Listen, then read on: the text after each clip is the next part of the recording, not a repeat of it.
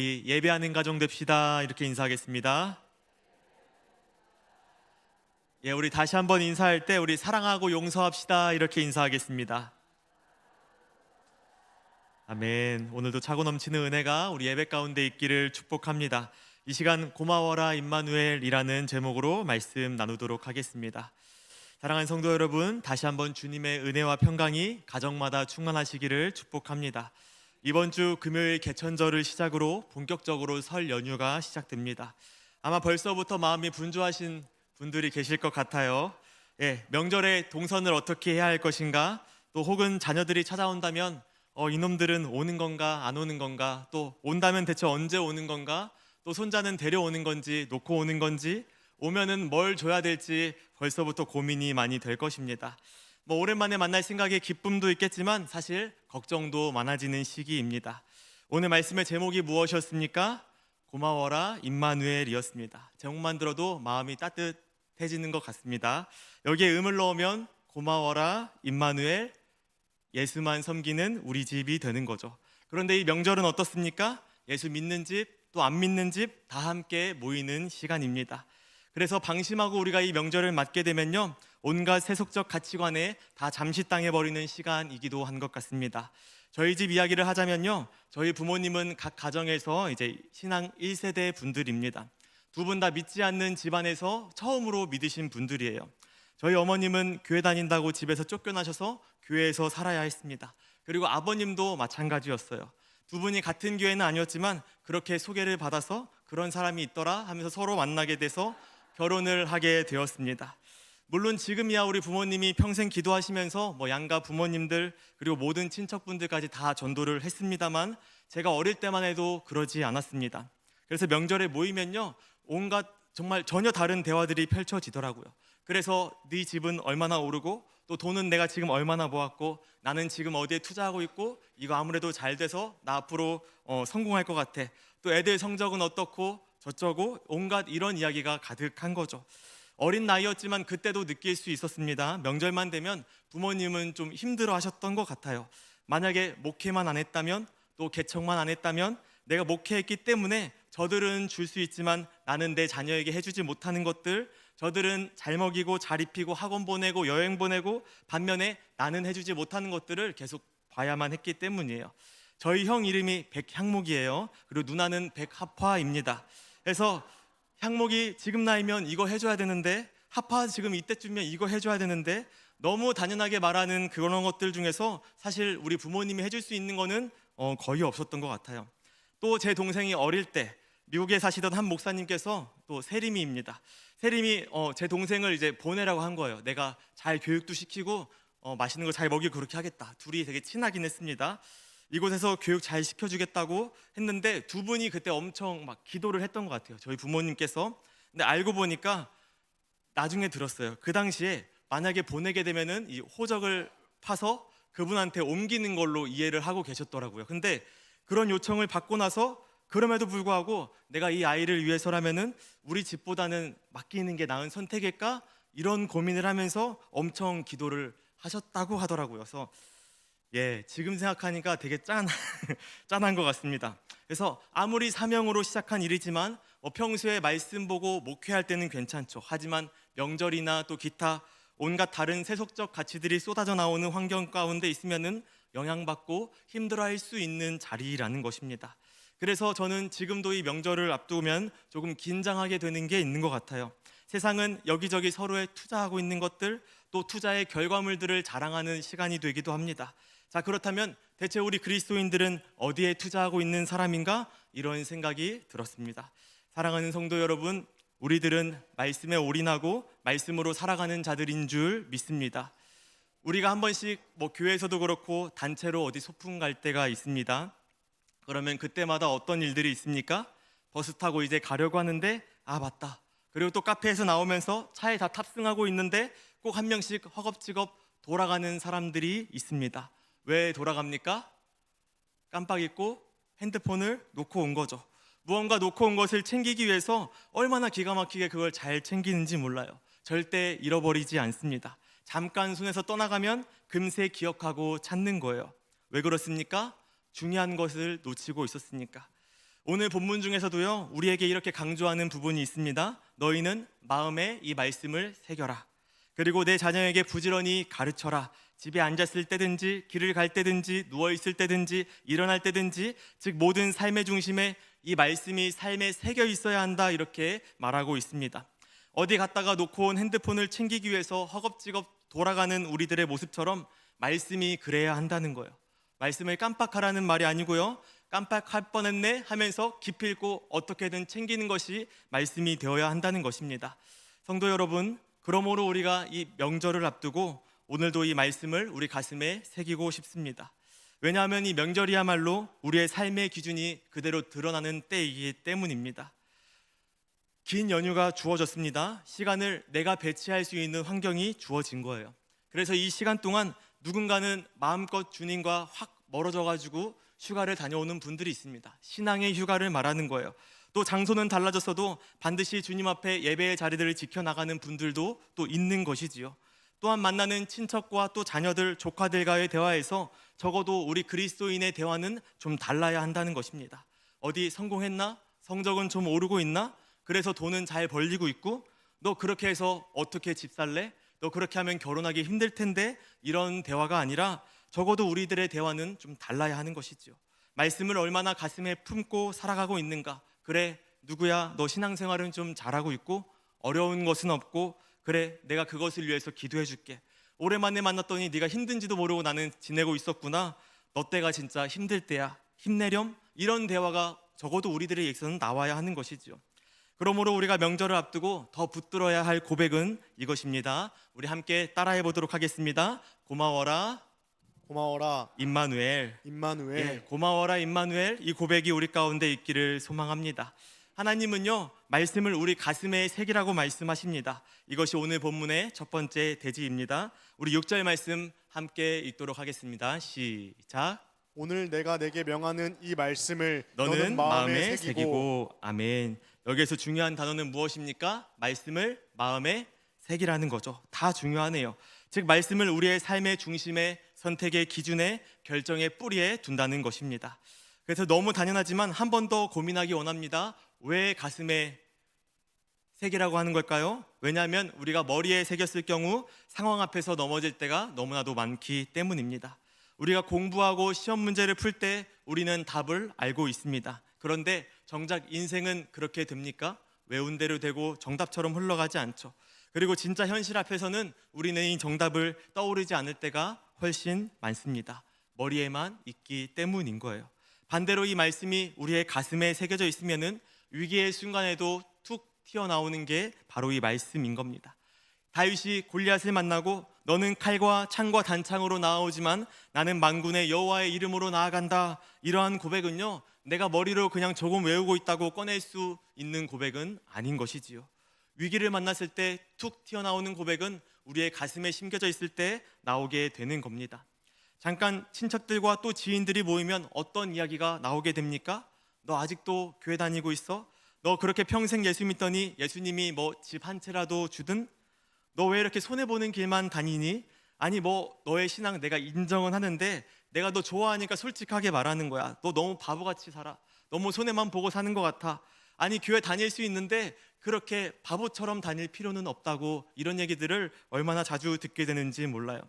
만약에 말씀이 우리 가슴에 새겨져 있으면 그런 말을 들었을 때 우리가 그런가? 내가 이런 바보 취급 당할 만하지, 이런 생각이 아니라 그럼에도 불구하고 나는 하나님의 말씀 따라 사는 것이 가장 큰 복이요 기쁨이야 라고 당당하게 말할 수 있게 되는 겁니다. 그리고 이러한 짧은 한마디가요, 우리의 신앙을 드러내고 또 옆에 있는 우리의 자녀들에게 가슴에 심기게 되는 것입니다. 그래서 우리가 말씀을 가슴에 새긴다라는 것은 결국 기준의 문제인 것 같습니다. 나는 하나님을 기준으로 사는 사람인 거죠. 반면에 세상은 어떻습니까? 끊임없이 우리들에게 다른 기준을 제시하는 거예요. 성공했냐? 돈이 얼마나 있냐? 너희들 자녀의 직업은 어떻게 되냐?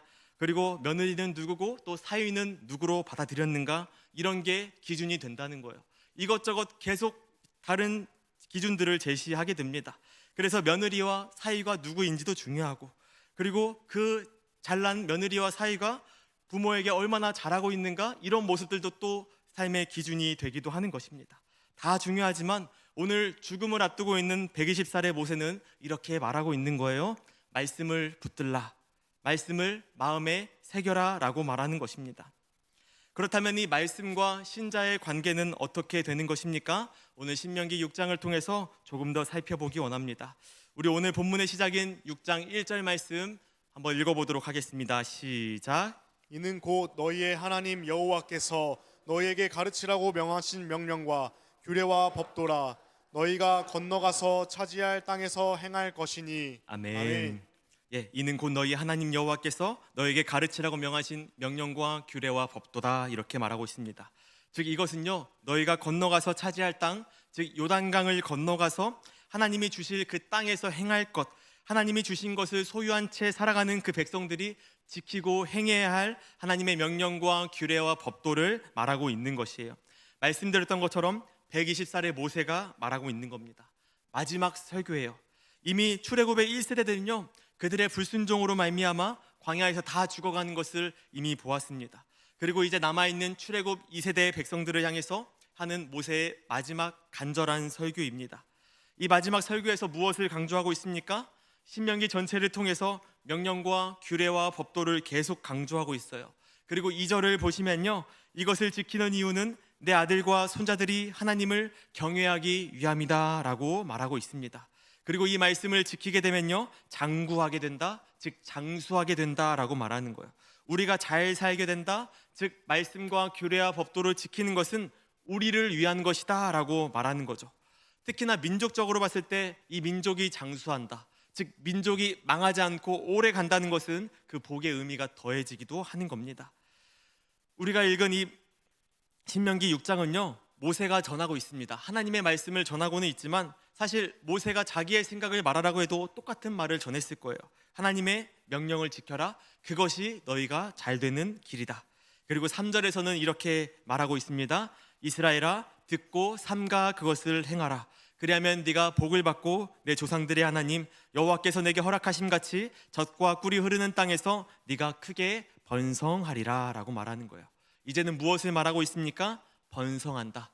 2절에서는 장수할 것이다, 장구할 것이다. 그리고 3절에서는 이제 번성까지 말하고 있습니다. 그렇다면 한번 질문해 보겠습니다. 젖과 꿀이 흐른다는 것이 대체 무엇입니까? 좀 간단하게 설명해 보면은 목축하는 이 동물들의 젖이 흐른다는 것, 그리고 목축하는 동물들의 양이 많다는 것, 그만큼 목축이 가능한 풍요로운 땅의 상태를 말할 것입니다. 그냥 단순하게 말했을 때 이렇게 표현할 수 있는 거죠. 그리고 이것은요, 단순히 부요한 상태만을 말하는 것은 아닙니다. 우리가 잘 알고 있는 아모스 8장 11절 말씀 함께 읽어보도록 하겠습니다. 시작. 주 여호와의 말씀이니라. 보라, 날이 이를지라. 내가 기근을 땅에 보내리니 양식이 없어 주림이 아니며 물이 없어 가람이 아니요 여호와의 말씀을 듣지 못한 기갈이라. 아멘. 기준이 무엇입니까? 말씀대로 살아갈 때 우리는 마치 젖과 꿀이 흐르는 것처럼 풍요하고, 말씀이 없을 때는 어떻습니까? 그 말씀이 주는 풍요가 없기 때문에 기갈이라고 말하는 거예요. 돈이 없어서 기갈이라고 말하는 게 아니라 말씀이 없는 그 상태가 기갈이다. 즉 풍요는 언제 가능합니까? 하나님과 동행하고 하나님께 순종할 때 가능한 거예요. 이제는 이스라엘 백성들의 뭔가 그림이 달라졌습니다. 홍해는 어떻습니까? 그냥 길이 쫙 열리고요, 거기로 걸어갔습니다. 하지만 요단강을 건널 때는 어떻게 됩니까? 가나안 땅에 들어가려고 요단강에 갈 때는 제사장들이 언약궤를 메고 요단강에 발을 딱 댔을 때, 그때 물이 끊기고 한 곳으로 모이면서 비로소 이스라엘 백성들이 건널 수 있게 되는 거예요. 물이 갈라지겠지? 그거를 믿으면서 순종으로 발을 내디딜 때 역사하셨다는 거예요. 엄청난 차이가 있습니다. 이전에 이스라엘 백성들은 어떤 상황이었습니까? 이집트에 살아가면서 종이었지요. 누가 부렸습니까? 바로에 의해서. 바로가 밥을 챙겨주고 그 밥을 먹으면서 바로가 시키는 일을 하면서 살아가는 것이 이스라엘 백성이었습니다. 그러면 현실에 치여서 하나님의 은혜를 돌아보지도 못하고 제대로 예배하지도 못하고 그렇게 살아갔어요. 그런데 그 백성들을 강권적으로 역사하셔서 출애굽 시키신 거죠. 홍해를 가르시고 애굽 병사들은 수장시키면서 그렇게 보냈습니다. 그리고 시내산에서 언약을 맺게 되는 거예요. 말씀을 주셨습니다. 십계명, 모세가 시내산에서 돌판을 받아가지고 내려와서 하나씩 읊조렸습니다. 어떤 내용이 있습니까? 나 외에는 다른 신들을 내게 두지 말라. 우상 숭배하지 말라. 내 이름을 망령되게 부르지 말라. 안식일을 지키라. 내 부모를 공경하라. 살인하지 말라. 도둑질하지 말라. 내 이웃의 물건을 탐내지 말라. 그리고 그 외에도 자세한 율법의 이 세부 사항들을 계속 풀어냈던 것이지요. 무엇을 의미합니까? 이제는 통치자가 달라진 거예요. 이제 이스라엘 백성들은요, 바로의 통치를 받는 존재가 아닙니다. 하나님의 통치 아래 살아가는, 하나님의 법을 가지고 살아가는 언약 백성이 된 것입니다. 이 말씀대로 살면은 하나님의 백성이고, 이 말씀대로 살지 않으면 하나님의 백성이라고 할 수 없는 거죠. 이제 진짜로 명절이 다가오고 있습니다. 흔히들 황금 연휴라고 말하더라고요. 공항에 사람이 또 가득하겠죠. 외국으로 나가는 사람들이 많아요. 요즘이야 외국 좀 자연스럽지만 어릴 때만 해도 외국에 가면은 늘 거기에 있는 독특한 법들을 좀 공부했던 것 같아요. 거기 가면은 이게 불법이래. 우리나라는 안전벨트를 뭐 꼭 매야 되는 상황이 아니었을 때, 뒷자리. 그래서 외국에 가면 어떻게 하죠? 여기는 이거 걸리는데 뒤에 앉아가지고 다 벨트 매고 했던 기억들이 있습니다. 선교팀과 무언가 엄청 긴장을 많이 했던 것 같아요. 여기에 있는 여기만의 독특한 법이 있는 거죠. 그래서 우리가 특정 나라에 가서 그 나라의 법을 지켜야 할 법이라고 생각하는 거예요. 내가 무시할 법이라고 생각하지 않습니다. 왜냐하면 그 나라에 들어갔기 때문이에요. 우리가 흔히 국가를 구성하는 3요소를 무엇이라고 합니까? 너무 오랜만이죠? 영토, 국민, 마지막 주권입니다. 제일 중요한 게 바로 주권이에요. 우선 하나님께서 이스라엘 백성들에게 땅을 약속하셨습니다. 가나안 땅이죠. 약속한 땅이에요. 그런데 아무리 출애굽하고 요단강을 건너서 우리가 그 가나안 땅에 들어간다 한들 여전히 바로가 알려줬던 그 체제 안에서만 살아가고 있다면 그것을 하나님의 나라라고 말할 수 있겠습니까? 그게 아니라는 것입니다. 흔히 우리가 하나님의 자녀라고 말하고 또 하나님 나라의 백성이라고 말한다면 또 이 신약 시대를 살아가는 우리가 하나님의 나라의 백성으로서 이 나라를 확장시켜야 하는 존재라고 말한다면 대체 우리가 어떤 의미에서 어떻게 확장시킬 수 있겠습니까? 바로 어렵지 않은 거죠. 말씀대로 살아내는 겁니다. 우리가 있는 그곳에서 하나님의 말씀의 통치를 인정하면서 그 통치대로 살아갈 때 그 자리가 하나님의 나라가 되는 것이지요. 어떻게 한다고요? 말씀대로 살아감으로써 가능한 것입니다. 다시 한번 명절로 한번 돌아와 보겠습니다. 가족들이 모였습니다. 또는 뭐 주변 이웃들, 회사 사람들이 모인 것도 동일한 상황이에요. 온갖 세상의 가치와 기준들이 가득합니다.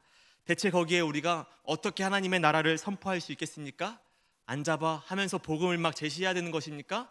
그것도 좋은 방법이죠. 하지만 가장 기본적으로 내가 하나님 나라의 법을 기준으로 살아간다면은 그곳이 바로 하나님의 나라가 되는 것입니다. 아무리 온갖 세상의 기준들이 가득하더라도 그 와중에 나는 말씀을 기준으로 살아가는 거예요. 세상의 어떤 기준으로 나를 아무리 흔들어 와도 하나님이 우리에게 주신 유일한 법, 이 말씀을 가지고 살아갈 때 그곳에 하나님의 나라가 선포되는 것입니다. 세상의 기준은 어떻습니까? 가는 곳곳마다 남들이 다 뭐라고 해도 너 그렇게 하면 뭐 손해본다, 좀 이기적으로 살아야 한다, 혹은 자녀들이 와서 엄마 언제까지 그렇게 답답하게 살 거예요? 이런 말을 하고, 아유 누구야, 교회 다니고 착하게 살려는 네 마음은 정말로 기특한데 너 그렇게 하면 절대 못 살아남는다, 노년에 어떻게 하려고 그래? 적당히 좀 해. 이런 이야기를 계속 듣게 되는 거예요. 세상이 아무리 우리에게 그렇게 말한다고 할지라도 그럼에도 불구하고 우리는 말씀대로 살아가고 말씀이 지켜지는 곳, 모두가 부정을 말하더라도 내가 있는 이곳만큼은 그 정직을 기준으로 살아간다면 바로 그것이 하나님의 나라가 되는 것이지요. 먼저는 이 교회에서, 그리고 가정에서, 또 회사에서, 또 나의 부모님에게, 또 나의 자녀들에게, 또 손자, 손녀들에게 이 말씀대로 살아가는 삶을 보여주는 것입니다. 저희 할머니가 제가 초등학교 1학년 4월에 돌아가셨습니다. 어릴 때 돌아가셨는데 그래도 저희 할머니가 얼마나 정직했고 또 얼마나 말씀 앞에서 두렵고 떨리는 마음으로 반응했었는지 다 기억이 납니다. 식사 때면은 늘 기도하고 계시던 할머니를 모셔와야 했어요. 교회 지하실에서 이렇게 올라오시던 모습, 또 교회를 향해 걸어오시던 그 모습들, 어린 나이였지만 너무 생생하게 기억에 남아 있습니다. 근데 저만 이런 것입니까? 어릴 때 우리 부모님, 할머니, 할아버지에 대한 기억들은 여전히 생생하게 남아 있을 거예요. 나도 다 기억하는데 우리 자녀와 우리 손자, 손녀들은 그게 안 보이고 또 기억이 안 날까요? 다 보고 있고 다 기억할 것입니다. 내가 예배하는 모습이요, 또 교회 다니는 모습, 또 말씀 읽고 기도하는 모습 뭐 다 좋지만 우리는 우리의 삶으로 적극적으로 그러한 모습들을 보여줄 필요가 있는 거죠. 어떤 모습이겠습니까? 사랑하는 모습이요, 또 용서하는 모습이요, 헌신하는 모습들, 그것으로 우리 가정에 하나님의 나라의 통치가 선포되게 되는 것입니다. 우리 조금 더 살펴보도록 하겠습니다. 4절 말씀 한번 읽도록 하겠습니다. 제가 읽겠습니다. 이스라엘아 들으라, 우리 하나님 여호와는 오직 유일한 여호와시니. 아멘. 그리고 5절 말씀도 한번 읽도록 하겠습니다. 시작. 너는 마음을 다하고 뜻을 다하고 힘을 다하여 내 하나님 여호와를 사랑하라. 아멘. 예, 그 유명한 쉐마 이스라엘 본문입니다. 이스라엘아 들으라, 우리 하나님 여호와는 오직 유일한 여호와시다. 너는 마음을 다하고 뜻을 다하고 힘을 다하여 내 하나님 여호와를 사랑하라. 아멘. 어떤 환경에 있습니까? 그 고대 근동 환경에서, 또 이집트에서 그 수도 없이 봤던 태양신, 달신, 물고기, 바알, 뭐 여러 신들이 있지만, 아니 하나님만이 유일한 진정한 신이시다. 그리고 그 유일하신 하나님은 대체 어떻게 섬기는 것인가? 마음을 다하고 뜻을 다하여 힘을 다해서 내 하나님 여호와를 사랑하라, 이렇게 말을 하는 것이죠. 여기서 강조하는 것은 무엇입니까? 어떠한 의무나 규칙이나 법도 이런 게 아니라 그냥 사랑을 말하고 있는 거예요. 어렵지 않죠? 하나님을 섬기는 방법은요, 사랑하는 것입니다.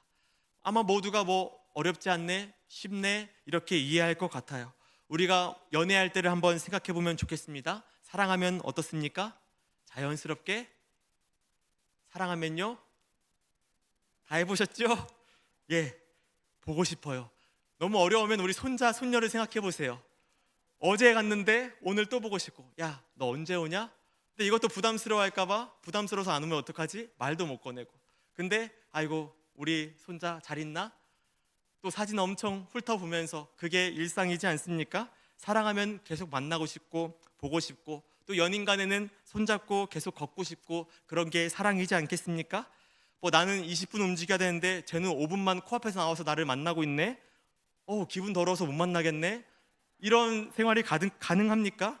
해줘도 또 해주고 싶고, 그 사람은 나오지 않더라도 괜찮아, 그냥 내가 갈게, 거기 있기만 해, 시간만 내줘, 이런 게 사랑인 거죠. 제일 기본적인 요소는, 사랑은 보고 싶은 거예요. 그런데 우리 하나님 어떤 분이십니까? 모든 곳에 계시고 영원히 계시고 내 안에 계시고 눈에 보이지 않는 분이에요. 그분을 우리가 어떻게 만날 수 있습니까? 그분이 우리에게 주신 유일한 계시를 통해서, 이 말씀을 통해서 만날 수 있는 거예요. 예전에 유초등부 설교하면서요, 구약 설교가 참 재미있습니다. 전에도 한번 이야기했던 것 같은데, 출애굽을 다루면서 하나님이 불기둥과 구름기둥으로 이스라엘 백성들을 인도하시는 그 장면을 설교한 적이 있었습니다. 제가 이렇게 물었어요. 하나님께서 이스라엘 백성들을 구름기둥과 불기둥으로 인도하셨어. 그러면 이제 우리도 밖에 나가서 구름기둥이 보이면 졸졸 따라다니고, 또 불기둥이 보이면 졸졸 따라다니면 될까? 이렇게 말했더니 아이들이 이제 뭔가 함정인 것을 알고 외치기 시작해요. 대부분 아니요, 성경이요, 말씀이요, 이렇게 말하는데, 그때 2학년 친구가 있었습니다. 아니요, 이제는 하나님이 주신 말씀을 따라가야 해요, 이렇게 대답을 하더라고요. 잊을 수가 없어요. 어쩜 그렇게 똘똘한지 참 대단하더라고요.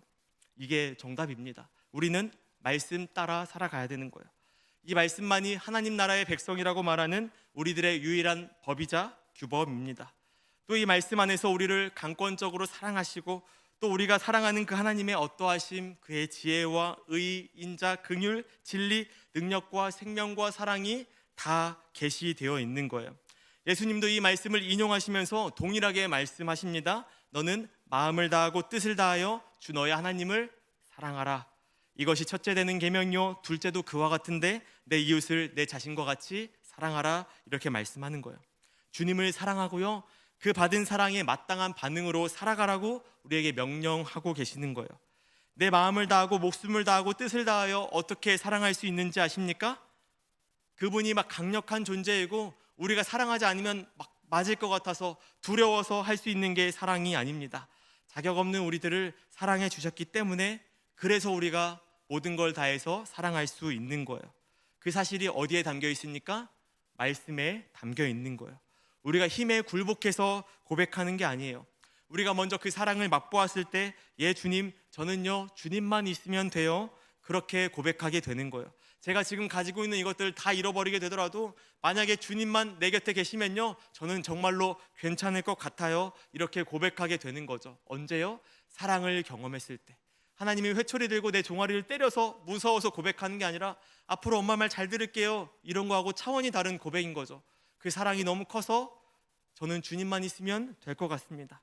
저 이거는 진짜 포기 못할 것 같았는데요, 하나님이 저에게 그렇게 말씀하신다면 저 그렇게 해볼 수 있을 것 같습니다. 이런 고백은 사랑을 맛보았을 때만 가능한 고백인 거죠. 진짜 조금 맛보아도 우리는 그렇게 모든 걸 쏟아내서 고백하게 됩니다. 얼마나 가슴이 콩닥콩닥 뛰는지 몰라요. 이걸 모를 때 천국은 어떤 곳입니까? 내가 원하는 게 다 있는 곳. 한 1000평짜리 또 복층 아파트에 가정부 있고 먹고 싶은 거 다 있고, 잘 모르겠어요. 내가 꿈꾸는 것들이 다 있는 게 천국처럼 생각할 수 있죠. 근데 이 하나님의 사랑을 경험한 사람들의 천국은요, 완전히 기준이 달라집니다. 이 하나님과 계속 살아갈 수 있는 곳, 그게 하나님의 나라 천국인 거죠. 그 사랑을 살짝 맛보기만 했는데도 가슴이 터지고 미칠 것 같았는데 그 감격에 몇만 배의 감동이 끊이지 않는 그곳이 바로 천국.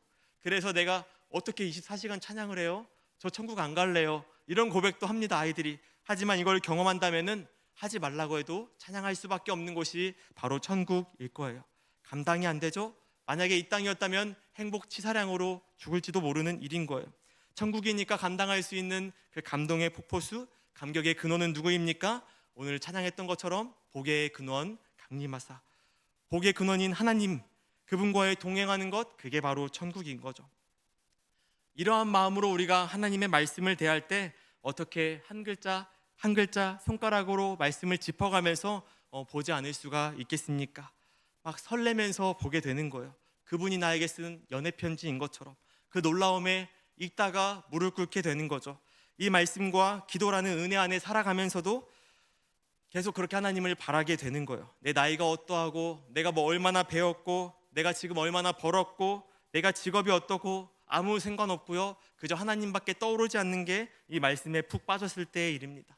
그래서 누군가를 만났을 때도 마찬가지예요. 이 사람이 뭐 나이가 어떻고 어떤 사람이고 아무 상관이 없어요. 그냥 이러한 주님과의 감격 안에 있을 때 그곳은 무엇이 됩니까? 젖과 꿀이 흐르는 하나님이 허락하신 약속의 땅, 하나님이 임하시는, 통치하시는 하나님의 나라가 되는 것이지요. 무언가를 가져서가 아닙니다. 말씀, 주님이 주신 그 말씀만을 기준으로 정직하고 또 사랑하면서 살아갈 때 그 삶은 풍요하다, 젖과 꿀이 흐르는 땅이다, 이렇게 말씀하는 겁니다. 집값이 올라야지만 여기가 하나님의 나라가 되는 게 아니고요, 내가 이 말씀대로 살아갈 때 젖과 꿀이 흐르는 땅, 풍요한 곳, 이렇게 고백할 수 있는 거예요. 그게 바로 하나님의 나라이며 우리가 우리의 가정에 가장 시급하게 선포해야 할 내용인 것입니다. 그 말씀대로요, 이번 명절에 한번 적용해 보시면 좋겠습니다.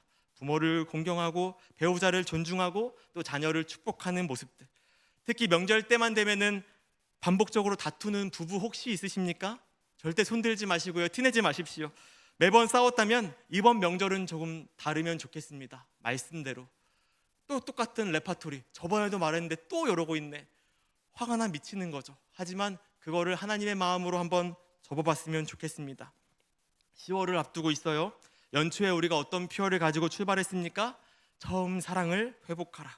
이 가슴 뛰는 감격 반드시 회복하시면 좋겠습니다. 말씀을 오늘 좀 짧게 마무리하고자 합니다. 오늘 우리가 함께 붙든 고백은 무엇이었습니까? 고마워라 임마누엘. 맞습니다. 하나님이 우리와 함께 계시다는 사실만으로도 이미 우리의 가정은 복된 가정 아니겠습니까? 집값에 너무 연연하지 마시고요, 내가 몇 개 샀던 그 주식에 너무 연연하지 마시고요, 저 친구는 나랑 비슷하게 샀는데 그 잠깐 사이에 차이가 많이 벌어져 있어요. 그런 거에 속상해하지 마시고요, 내가 하나님과 함께 한다면 그곳은 이미 복된 가정입니다. 명절이 정말로 우리의 신앙의 실력에 그대로 드러나는 시간이라고 생각합니다. 예배 생활과 기도 생활이 조금 유지되면 좋겠습니다. 장소야 달라질 수 있겠죠. 반드시 여기 와서만 기도하고 꼭 그렇게까지 안 하더라도 그럼에도 불구하고 하늘에 계신 하나님을 향해서 우리의 예배와 말씀과 기도 생활은 이어져야 하는 것이지요. 오늘 본문은 분명하게 말합니다. 이 말씀을 마음에 새기고 내 자녀에게 부지런히 가르쳐라. 이것을 이번 명절에 꼭 실천해 보시면 좋겠습니다. 밥상 다 차리기 전에 모여서 한번 기도하시고, 다 모여서 식사하고 디저트 먹고 난 다음에 짧게라도 다만 진지하게 모여서 예배하시면 좋겠습니다. 우리 교회 다니는 사람들만 잠깐 모여봐 이렇게 소극적으로 소심하게 하지 마시고요. 우리 명절인데 우리 오늘만큼은 다 함께 모여서 예배해보는 거 어떻습니까? 하면서 조금 당당하게.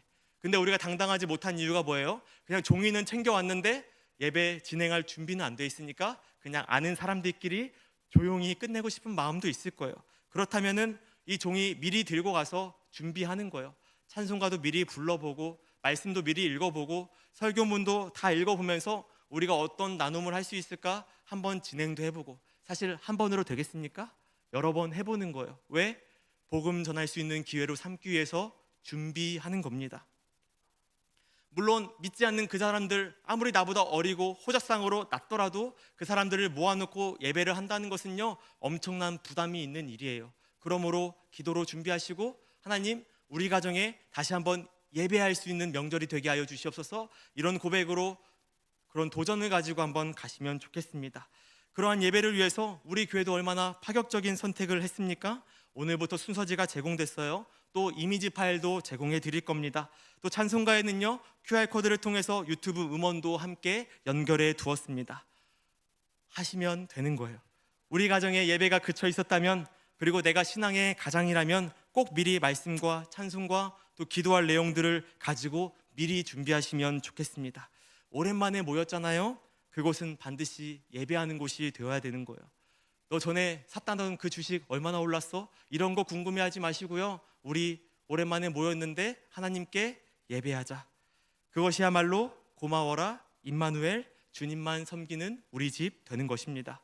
우리의 자녀와 또 조카들은요, 그 예배하던 풍경을 평생 기억하게 될 것입니다. 맞아, 우리 집은 명절마다 꼭 예배하는 집이었지, 꼭 감사를 나누고 기도하던 집이었지, 그것이 그들의 신앙의 기둥으로 자리 잡게 될 것입니다. 명절의 진짜 어려움은 무엇이라고 생각하십니까? 음식 장만이 어렵습니까? 참고로 저도 명절에는 요리를 함께 합니다. 파스타나 이런 거를 제가 주로 맡아서 해요. 후식으로. 분위기만 좋으면요, 그거 고생스럽지 않고요. 와, 명절인데 내가 이것까지 하고 있어야 되나? 이거 한다고 설거지 빼주나? 그렇지도 않고 또 설거지까지 해야 되는데, 이런 마음이 있을까요? 없을까요? 하나도 없어요.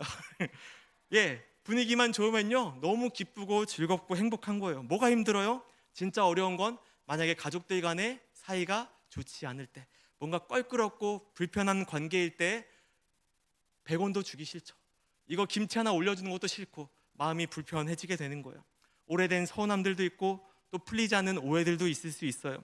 그리고 숨은 갈등이 명절마다 고개를 드는 가정이 많이 있을 수 있습니다. 하지만 성경은 분명히 말합니다. 내 이웃을 내 자신같이 사랑하라. 가장 가까운 이웃이 누구입니까? 그 시작은 우리가 할 수 있는 이 가족에서부터 시작하면 좋겠습니다. 이번 명절에 우리가 할 수 있는 가장 큰 신앙의 실천, 그리고 우리 그리스도인이 보여줄 수 있는 가장 큰 위대함은요, 세상 사람이 가장 따라하기 힘든 것은요, 바로 용서입니다. 그리고 화해입니다. 세상은 흉내도 못하는 일, 바로 그것이 용서라고 저는 생각합니다. 하지만 성도는 할 수 있어요. 성도라면은 원래는 할 수 있는 게 용서예요. 자꾸 나는 어렵던데 이렇게 생각하지 마시고, 성도는 할 수 있는 게 바로 용서입니다.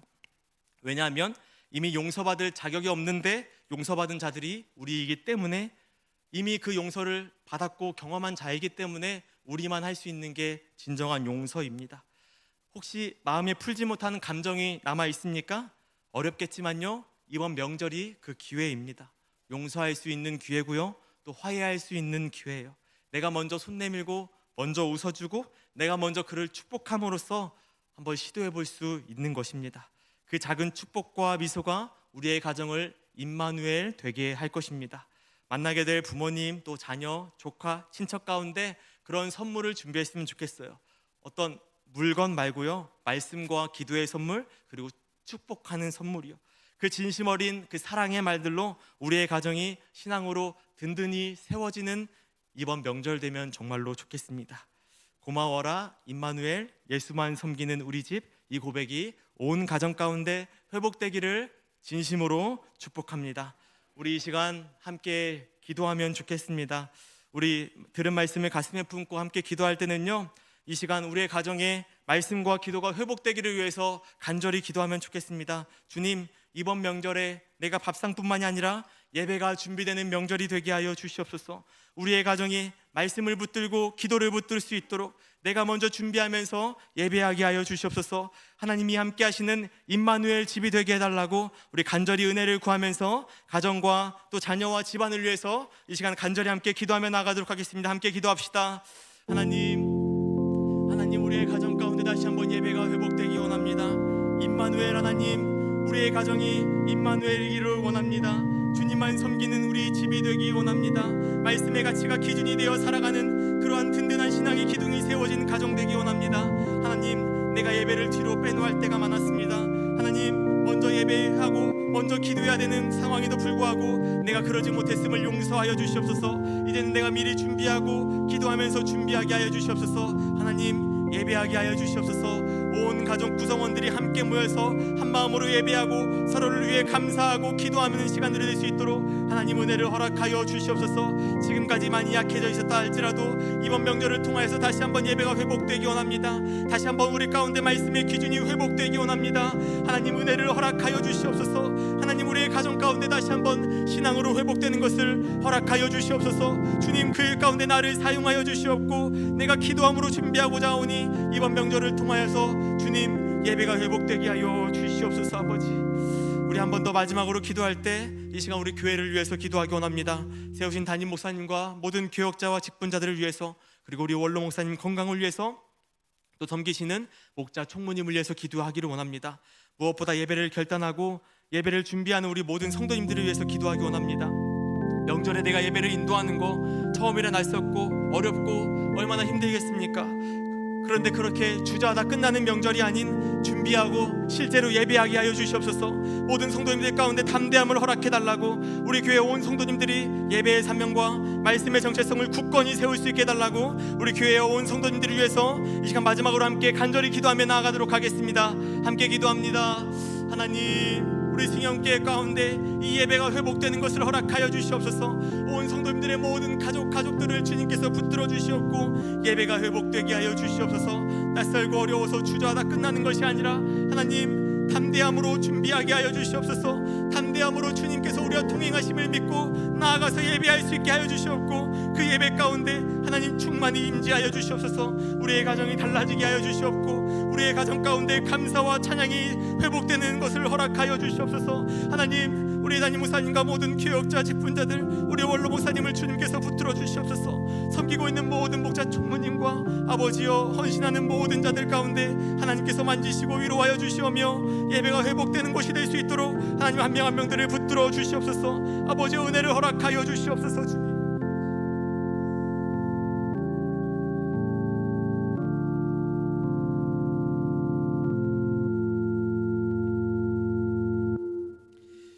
하나님 은혜에 감사합니다. 우리 가정이 예수님만 섬기며 주님을 예배하는 가정 삼아주시니 은혜에 감사합니다. 이번 명절에 우리 주님을 모시고 온 가정이 주님 안에서 함께 예배하며 천국 잔치가 이루어지는 귀한 시간 되게 하여 주시옵소서. 혹 믿지 않는 가족들 또 친지들이 있다면 예수님의 사랑 미리 기도하게 하여 주시고 기도로 그 영혼을 위하여 중보하며 그리고 만났을 때에 예수님의 사랑 담대하게 전하게 하여 주시고 성령께서 역사하여 주셔서 아무쪼록 이번 명절을 통하여 우리의 입술로 복음이 증거되게 하여 주시고 전파된 그 복음이 역사하여서 그 영혼이 주님 앞에 굴복되며 하나님을 주님으로 고백하는 그 놀라운 은혜가 있는 명절 되게 하여 주옵소서. 우리 안에 있는 결핍과 우리 안에 있는 궁핍함을 주님 앞에 고백합니다. 예수님께서 우리의 결핍을, 우리의 연약함을 해결하여 주시는 아버지 되심을 오늘 말씀을 통해서 깨달았습니다. 하나님, 예수님을 굳게 붙잡게 하여 주시고 예수님만으로 기쁨을 누리며 예수님으로 말미암는 그 생명의 능력을 늘 누리는 우리 모두가 되게 하여 주옵소서. 오늘도 은혜 주시니 은혜에 감사하며 귀하신 예수님 이름으로 간절히 기도드립니다. 아멘. 하나님, 우리 찬송 부르기 전에 교회 소식 말씀해 드리겠습니다. 우리 추석 명절, 다음 주 추석 명절 시작하는데 사실 이번 주에도 또 휴일이 있죠. 그리고 추석 시작하는 날이 주일인데 우리 주일 오전 예배는 드립니다. 근데 오후 예배는 뭐 식당 봉사도 그렇고 여러 가지 어려움이 있어서 그렇게 될 거에는 우리가 가정에서 예배를 드리는 게 좋겠다. 그래서 가정 예배 순서지 얼마나 세심하게 꼼꼼하게 잘 만들었는지 모릅니다. 그리고 QR 코드도 있어요. 탁 틀면 찬송이 탁 나옵니다. 그래서 찬송 부르시고 그 쓰여진 대로 예배를 드리시면 됩니다. 그래서 함께 모여서 예배 드리시고 새벽 예배 월화수가 없습니다. 그래서 각자 자리에서 또 새벽 예배 없다고 그렇게 하지 마시고요. 또 새벽에 각 가정에서 또 친지 집에서 그렇게 새벽에 제단을 세우고 기도할 때 하나님께서 은혜 주실 줄 믿습니다. 추석 주간의 수요일부터 예배가 시작됩니다. 10월 8일 수요 예배부터 목요일 새벽 예배까지 이제 새롭게 시작됩니다. 그렇게 알고 계시고요. 학습 세례 입교 신청을 받습니다. 신청이 필요한 분들은 교육자들에게 신청해 주시고 아빠와 함께하는 승연학교, 아기학교가 시작됩니다. 주변에 혹시 믿지 않는 가정 아니 오랫동안 예배드리지 않는 젊은 가정이 있으면 초청해 주세요. 전문 강사들도 초청하고 퀄리티를 아주 높여서 잘 준비하였습니다. 위에서 기도해 주시고 또 많은 가정들이 와서 또 우리 아이들과 함께 주님의 사랑 말씀으로 아이들을 양육하고 가르치는 가정이 될 수 있도록 그렇게 기도로 관심을 가져주셨으면 좋겠습니다. 우리 찬송 하나님께 올려드리겠습니다. 찬송가 559장입니다.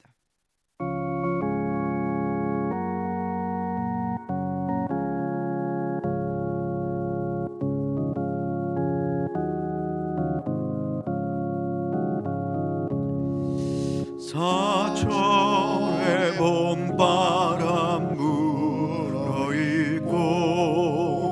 하나님 아버지 모셨으니